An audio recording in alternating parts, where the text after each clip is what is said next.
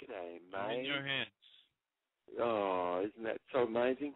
I think it's really important, actually, that people really could imagine that everybody is there, baby, and that we can have the courage to be able to adjust the things, which is more to make things more social where we are. You've got people who are not saying anything, of course, and they're, what's the word, Cam? They're enabling. And then you've got people who can see that something's going on, because people don't really say anything. And then you've got people who really want to compensate for that. And then you've got people who are over, talking, and they're talking because they've got something going on deep inside of the story. And then the person who's not talking, that's their form of communication. And they can be very similar to each other, Yeah. Mm-hmm. I think that eye awareness really is equivalent to truth possibility for one to really be free within themselves. And a person should do what they can to have everything more be about their own personal development within themselves, to be eye aware. And as they are eye aware, then one is loving. And until such a time as they should really be doing everything they can to be open and everything, But it's a big old fall if persons just thought that they were separate and things, and then all sorts of thinking can have created that in the past, But eye equivalence really is eye awareness is equivalent to freedom from conformity and freedom from conditions and tradition and things put on you, that you've developed this voice inside you, see? And then eye awareness really is equivalent to having no pattern necessary of any predictable routine either, you see? Because if you've got a predictable routine, something stuck has existed, So if a person always is talking flat, strap, and very high, and they're in a very visual mode, and they're always causing people to other than remain more in their beingness in themselves. And it's like the children are really playing beautifully, and they're playing train. And then an adult comes along and reminds them that it's a cardboard box. I mean, they've broken the trance, you see, and things. But our beautiful state of being really is more inside ourselves in our playfulness. But why do we have to be continuously focused to have to survive, you see? But that's an eugenic sort of a program being run, where any fear sort of could be instilled sort of thing. It could have created for the unsuspected blood other than to remain really nicely, you know what I mean, in your brain. And to blood to remain very nicely, perfectly as you're grounded nicely, in your body. And why not just sort of relax your shoulders a little more? You know what I mean? You can't tell me you can't relax your shoulders a little more. I mean, gee, people's stomachs have to be relaxed more. Most people are really unaware of that sort of stuff. But this is the sort of thing which the native would really care very much for the professor in you, the disembodied, heady, didactic professor in you, to be aware that there could be something else going on.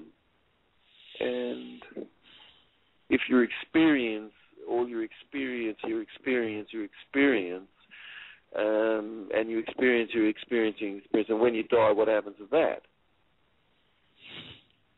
Oh, how lovely was that? That was the biggest illusion you could ever imagine, fully.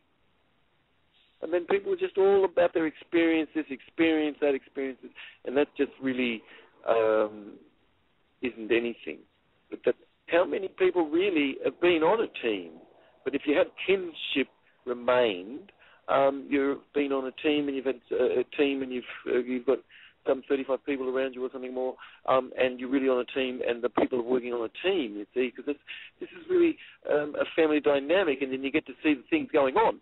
But if you, what is it called when a nuclear explosion happens above ground somewhere? What's that called? Do you know?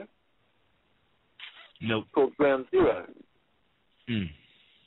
Yeah, and you know, if you're in a world where a count can easily play the black hats off against the white hats, you know, and the black hats against the white hats, and then people can really be trained to fight the black hats and the white hats, and you know, and then all the discussion can be just so far downstream down there. It's called the bottom of the cocky's cage.